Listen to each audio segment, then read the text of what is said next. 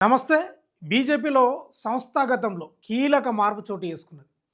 BJP 12వ జాతీయ అధ్యక్షుడిగా నితిన్ నబీన్ బాధ్యతలు స్వీకరించింది నిన్న ఢిల్లీలోని ప్రధాన కార్యాలయంలో.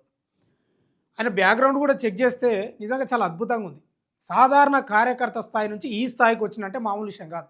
చాలా డెడికేషన్, చాలా కమిట్మెంటు.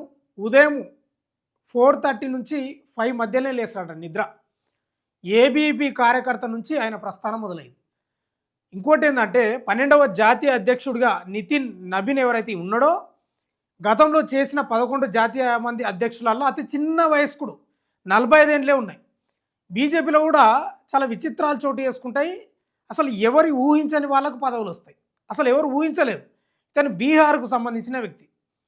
అంటే ఈయన పేరు కూడా లేకున్నది ప్రస్తావన. శివరాజ్ సింగ్ చౌహాన్ ఇంకా రకరకాల పేర్లు వినిపించినాయి. కానీ నితిన్ నబీన్ పేరు ఒక్కసారిగా బయటికి రావడంతో అసలు ఈయన ఎవరు అనే చర్చ కూడా మొదలైంది. వాస్తవంగా కూడా ఈయన గురించి తెలుస్తున్నది ఏంటంటే చాలా క్రమశిక్షణ, పార్టీలో చాలా క్రమశిక్షణతోటి నిబద్ధతతోటి పనిచేస్తున్నారంట. ఏబీపీలో పనిచేసినా కూడా ఆర్ఎస్ఎస్ అండదండలు కూడా చాలా అద్భుతంగా ఉన్నాయంట. ఒకసారి ఆయన స్టోరీ కూడా మనం తెలుసుకుందాం. ఎందుకంటే జాతీయ అధ్యక్షుడు, అతి చిన్న వయస్కుడు, 45 ఏళ్ళు అంటే అసలు చాలా చిన్న వయసు అది. ఇక రాజకీయాల్లో యువకుడు, యంగు యువకుడు అనుకోవాలి రకంగా రాజకీయాల్లో. ఒకసారి పూర్తి స్థాయి వార్త చదువుదాం. నితిన్ నబీన్ నాకు బాస్, పార్టీలో నేను ఒక కార్యకర్తను. నూతన కమల దళపతి బాధ్యతల స్వీకరణ కార్యక్రమంలో మోదీ. ఈ మాట ఎవరు అంటున్నారు? మోదీ అంటున్నాడు. నితిన్ నబీన్ నాకు బాస్ అంటున్నాడు. ఎస్, 100% నిజమే. ఇప్పుడు ఈయననే బాసు పార్టీకి. నరేంద్ర మోడీ దేశానికి ప్రధానమంత్రి ఉండొచ్చు కానీ పార్టీకి మాత్రం ఈయన కూడా కార్యకర్తనే, నరేంద్ర మోడీ కూడా. అది దాన్ని దృష్టిలో పెట్టుకొనే నాకు బాస్ నితిన్ నబీన్ అని చెప్తున్నాడు. అద్భుతమైన మాట నిజంగా. ఓటమిని సమీక్షించుకునే ధైర్యం కాంగ్రెస్కు లేదని వ్యాఖ్య. తెలంగాణ, బెంగాల్లోనూ బలపడుతున్నామని వెల్లడి. ఎవరు? నరేంద్ర మోడీ చెప్తున్నాడు. పార్టీకి సంబంధించిన విషయాల్లో తనకు కార్యకర్తలు మాత్రమేనని, తనకు బాస్ నితిన్ నబీన్ అని ప్రధాని మోడీ పేర్కొన్నారు. కార్యకర్తగా పార్టీలో నా పనితీరు నివేదికను కొత్త అధ్యక్షుడికి ఇస్తున్నా. నా సిఆర్ను అంటే పనితీరుపై రహస్య నివేదికను ఇప్పుడు ఆయన రాస్తారు. ఆయన మార్గదర్శనం కోసం నిరీక్షిస్తున్నా. భాజపాతో పాటు ఎన్డీఏ కూటమి పక్షాలన్నింటినీ సమన్వయ బాధ్యత ఆయనదే అని మోదీ చెప్తున్న పరిస్థితి కనిపిస్తూ ఉంది. నిజంగా చాలా నిబద్ధత మనిషి అంట నితిన్ నబీను. వాళ్ళ నాన్న కూడా బీజేపీకి సంబంధించిన రాజకీయ మనిషి ఆయన. కానీ వాళ్ళ నాయనని పేరు చెప్పుకొని మాత్రం ఆయన పైకి రాలేదనేది ప్రధానంగా తెలుస్తుంది. అంటే బీజేపీ చదువుతున్న క్రమంలోనే ఏబీపీలో పనిచేస్తూనే ఈ స్థాయికి వచ్చినంటే మామూలు విషయం కాదు. అందుకే మనం చేసే పనైనా ఏదైనా కానీ మన వృత్తి నిబద్ధతతోటి, చిత్తశుద్ధితోటి పనిచేస్తే ఫలితం ఇట్లా ఉంటుంది. కానీ చాలామంది చేయరు అట్లా, కానీ చేయాలి. ఇంకా చదువుదాం. భాజపా జాతీయ అధ్యక్షునిగా ఏకగ్రీవంగా ఎన్నికైన 45 ఏళ్ల నితిన్ నబీన్ మంగళవారం ఢిల్లీలోని పార్టీ ప్రధాన కార్యాలయంలో బాధ్యతలు చేపట్టారు. బూత్ నుంచి జాతీయ స్థాయి వరకు వివిధ పదవులకు జరిగిన ఎన్నికల ఫలితాలను రిటర్నింగ్ అధికారి, రాజ్యసభ సభ్యుడు కె లక్ష్మణ్ లాంఛనంగా ఈ వేదికపై ప్రకటించి నితిన్కు ధృవపత్రాన్ని అందజేశారు. తర్వాత మోదీ, కేంద్ర మంత్రులు ఆయన్ని ఛాంబర్కు తీసుకొని వెళ్ళారు, అంటే తోడుకొని వెళ్ళారు అనేది ఇక్కడ చెప్తున్నారు. అయితే జాతీయ అధ్యక్షునిగా నామినేషన్లు ఎవరు వేయలేదు.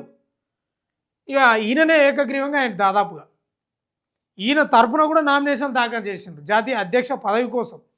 అంటే లోపల ముందే డిసైడ్ అవుతుంది, అది వేరే విషయం. కానీ ఏంటంటే ప్రజాస్వామ్యబద్ధంగా జరగాలనేది పార్టీలో ఉన్న నిర్ణయం కాబట్టి ఎవరైనా నామినేషన్ వేయొచ్చు అని పార్టీ చెప్తుంది. కానీ ఎవరు వేయలేదు. నితిన్ నబీనే ఏకగ్రీవంగా ఎన్నికైంది. ఓ రకంగా 0 నుంచి శిఖరాగ్రానికి భాజపాలో సాధారణ కార్యకర్త కూడా జాతీయ అధ్యక్షుడు కాగలరు. పార్టీలో నిర్ణయాలు, ఎంపిక అన్నీ ప్రజాస్వామ్యయుతంగానే ఉంటాయి. గతంలో వాజ్పేయి, అడ్వాణీ, వెంకయ్యనాయుడు, మురళీ మనోహర్ జోషిల నేతృత్వంలో మనం 0 నుంచి శిఖరాగ్రం వరకు చేరి విజయాలు సాధించాం. ఈ శతాబ్దంలో వెంకయ్యనాయుడు, గడ్కరీ పార్టీని విస్తరించారు. రాజ్నాథ్ నేతృత్వంలో కేంద్రంలో మొదటిసారి సొంతంగా మనం మెజార్టీ సాధించాం. అమిత్ షా హయాంలో అనేక రాష్ట్రాల్లో ప్రభుత్వాలు ఏర్పాటు చేయడంతో పాటు రెండోసారి కేంద్రంలో అధికారంలోకి వచ్చాం. నడ్డా నేతృత్వంలో పంచాయతీ నుంచి పార్లమెంట్ వరకు బలపడ్డాం. అంటే ఎంత అద్భుతమైన విజయాలు సాధిస్తారో ఒకసారి చూడాలి మనం. కార్యకర్తను అనిపించుకోవడమే గర్వకారణం. గ్రామ స్థాయి నుంచి మన పార్టీ నిర్మాణం పటిష్టంగా ఉంది. భాజపా కార్యకర్తను అనిపించుకోవడమే నాకు గర్వకారణం. ప్రతి కార్యకర్త స్వయంగా బాధ్యతలు తీసుకోవాలి. భాజపా చేతిలోనే దేశం సురక్షితంగా ఉంటుందని ప్రజలు భావిస్తున్నారు. బెంగాల్, తెలంగాణలో బలపడుతున్నాం. కేరళలో గెలిచే అవకాశాలు ఉన్నాయని కూడా చెప్తున్నాడు మోదీ. కాంగ్రెస్ తప్పిదాలను మనం చేయొద్దు అంటే వీళ్ళు నిజంగా ఇప్పుడు రేపు ఎలక్షన్లు ఉన్నాయి పశ్చిమ బెంగాల్లో కూడా ఆడ కొట్టేటట్లే ఉన్నారు. వాళ్ళ పనితీరు వాళ్ళు చూస్తే బీజేపీది ఆడ ఈసారి పక్క కొట్టేటట్లే ఉన్నారు. తెలంగాణలో కూడా రోజు రోజుకు ఓటు శాతం పెరుగుతుంది, సీట్ల శాతం కూడా పెరుగుతుంది. ఎంపీ సీట్లు పెరిగినాయి, ఎమ్మెల్యేల సీట్లు పెరిగినాయి. ఎట్లుంటుందంటే ఈడ తెలంగాణలో ఈ మధ్యకాలంలో కొంతమంది కొట్లాడుతారు బీజేపీలో, కానీ ఎందుకంటే వాళ్ళు బీజేపీ సిద్ధాంతాలకు తెలిసిన వ్యక్తులు కాదు కాబట్టి కొంత లొల్లి నడుస్తుంది. కానీ బీజేపీలో చాలా స్ట్రిక్ట్గా ఉంటాయి రూల్స్, సిద్ధాంతాలు కానీ ఆ కథలు అవన్నీ చాలా స్ట్రిక్ట్గా ఉంటాయి. నిబద్ధతతోటి చిత్తశుద్ధితోటి పనిచేస్తారు. అందుకే ఈరోజు కాంగ్రెస్ తుడిచిపెట్టుకుపోతుంది. ఏదైనా ఉండొచ్చు, కాంగ్రెస్ ఏదైనా ఆరోపణలు చేయొచ్చులే, కానీ ఈరోజు దేశంలో కనుమరుగు అవుతుందంటే బీజేపీ యొక్క చిత్తశుద్ధి ఏందో ఒకసారి మనం అర్థం చేసుకోవాలి. రైట్, మరొకటి చదువు. కాంగ్రెస్ తప్పిదాలను మనం చేయొద్దు. ఏందో కాంగ్రెస్ చేస్తున్న తప్పిదాల నుంచి భాజపా కార్యకర్తలు పాఠాలు నేర్చుకుని అలాంటివి పునరావృతం కాకుండా చూసుకోవాలని మోదీ సూచించారు. 1984లో 400కు పైగా లోక్సభ స్థానాలు గెలుచుకున్న ఆ పార్టీ ఇప్పుడు 100 మార్కును దాటడానికి సోపాలు పడుతుందని ఎద్దేవా చేశారంట. పార్టీ క్షీణతపై కాంగ్రెస్ ఎన్నడూ సమీక్షించుకోలేదని, అలాంటిది చేస్తే పార్టీ నుంచి ఎవరి నియంత్రణలో ఉందో వారి గురించి ప్రశ్నలు తలెత్తుతాయనే భయం కాంగ్రెస్కు ఉందని విమర్శించారు. సమీక్షించుకునే ధైర్యమే ఆ పార్టీకి లేదన్నారు. నిజంగా అద్భుతమైన మాట. అన్ని విమర్శల కంటే ఆత్మవిమర్శ గొప్పది. మనం ఓడిపోయినామంటే సమీక్షించుకోవాలి, ఆత్మవిమర్శ చేసుకోవాలి. చేసుకోకుండా ఇతరుల మీద పడి ఏడిస్తే మాత్రం మనం విజయం రాదు. నిజమే ఈ మాట అయితే. భాజపా మాత్రం ఎన్నికల్లో విజయం తర్వాత కూడా ఏ ప్రాంతంలో ఇంకా మెరుగుపడాల్సి ఉందని సమీక్షను చేస్తుంటుందని చెప్పారు.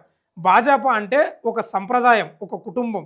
సభ్యత్వాల కంటే సంబంధాలకు మనం విలువిస్తాం. పనిచేయడం జీవిత కాల బాధ్యత అని మోదీ పేర్కొన్నారు. 100%. ఏ వృత్తి అయినా మనకు పనే దైవం కావాలి, పనే దేవుడు దైవం, అంతేగా. అప్పుడే మనం సక్సెస్ కాగలుగుతాం, అప్పుడే మనం నిలబడగలుగుతాం. యువత రావాలి నవీన్ అంటున్నాడు. ఇప్పుడు నేను చదివిన ఏవైతే హెడ్డింగ్స్ ఉన్నాయో దానికి సంబంధించిన వార్తలు ఇవన్నీ మోడీ గారు మాట్లాడిన మాటలు. ఇక యువత రావాలని నితిన్ నబీన్ చెప్తున్నాడు, నూతన జాతీయ అధ్యక్షుడు. నబీన్ మాట్లాడుతూ యువత రాజకీయాలకు దూరంగా ఉండడం పరిష్కారం కాదని, ఈ రంగంలోకి వచ్చి క్రియాశీలక పాత్ర పోషించాలని పిలుపునిచ్చారు. ప్రతి కార్యకర్త చేసే ప్రయత్నాన్ని పార్టీ గుర్తిస్తుందని చెప్పారు. భారతీయ సాంప్రదాయాలకు ఆటంకం కలిగించే పార్టీలను ఓడించాల్సిన అవసరం ఉందని నితిన్ నబీన్ కూడా చాలా గట్టిగానే మాట్లాడాడు. యువతకు సందేశం ఇస్తూనే చాలా గట్టిగా మాట్లాడాడు. భారతీయ సాంప్రదాయాలకు ఆటంకం కలిగించే పార్టీలకు ఓడించాల్సిన అవసరం ఉందని చెప్తున్నాడు. ఇక అక్రమ వలసదారులను వెళ్ళగొట్టాల్సిందే ప్రధాని మోడీ చెప్తున్నాడు. ప్రపంచ దిగ్గజాలుగా చెప్పుకునే దేశాలు కూడా అక్రమ వలసదారులని గుర్తించి వెళ్ళగొడుతున్నాయి. దాన్ని ఎవరు ప్రశ్నించడం లేదు. ఇదైతే నిజమే. ఎందుకండి అక్రమ వలసదారులు నిజంగా చర్యలు తీసుకోవాలి. మన పరిస్థితే బాగాలేదు ఈడ, ఇక వాళ్ళు వచ్చి ఈడ మన మన మన దేశం మీద పడి బతుకుతున్నారు. బంగ్లాదేశ్ నుంచి ఇక చాలా ఉన్నారు. దాన్ని ఎవరు ప్రశ్నించడం లేదు. మన దేశంలోనూ ఇలా జరగాలి. అర్బన్ నక్సల్స్తో సవాళ్ళు ఉన్నాయి. నా గురించి సానుకూలంగా మాట్లాడిన వారిని, ఏడాదికో చిన్న ట్వీట్ చేసిన వారిని కూడా వెంటాడి రాని వారిగా చేయడమే వీరి పనిగా మారిందని ప్రధాని మోడీ ఇక రాహుల్ గాంధీని కాంగ్రెస్ అధిష్టానం దృష్టిలో పెట్టుకొని మాట్లాడుతున్నాడు. ఇక దేశంలోనూ అర్బన్ నక్సల్స్తో సవాళ్ళు ఉన్నాయంట. అర్బన్ నక్సల్స్ ఎవరేం లేరండి, ప్రకృతి సంపదను కాపాడమని చెప్తున్నారు, అంతే కదా. దేశంలో సహజ సిద్ధంగా ప్రకృతి సంపదను కాపాడాలి, అడవులను కాపాడాలని చెప్తున్నారు. అట్లా మాట్లాడేటోళ్ళని కూడా మీరు అర్బన్ నక్సలైట్స్ అంటే ఇంకేం చేయలేము. మీరు దాన్ని కూడా సమీక్షించుకోవాలి. మీరు ఏదైతే చెప్పినరో కాంగ్రెస్కి సలహా ఇచ్చారు కదా, మీరు సమీక్షించుకోవాలి, ఆత్మ పరిశీలన చేసుకోవాలని మీరు కూడా చేసుకోండి. ఇలా ఢిల్లీలో అవి ఆరవాలి పర్వతాలు, గుజరాత్ నుంచి ఢిల్లీ పరిసర ప్రాంతాల వరకు ఆవరించి ఉన్న ఆరవాలి పర్వతాల్లో మైనింగ్ జరిగింది. మరి అట్లా చేయొచ్చునా? ప్రకృతి సంపదను అడ్డంగా దోసేయచ్చునా? ఇది నష్టం కాదా ప్రకృతికి, జీవనాడికి ఇబ్బంది కాదా? మీరు కూడా సమీక్షించుకోండి దాని మీద. పొద్దాక అర్బన్ నక్సలైట్లు అని మీరు అనడం కాదు, మీరు కూడా సమీక్షించుకొని మీరు కూడా కొంచెం ఆత్మవిమర్శ చేసుకుంటే మీకు కూడా సమాధానం దొరుకుతుంది.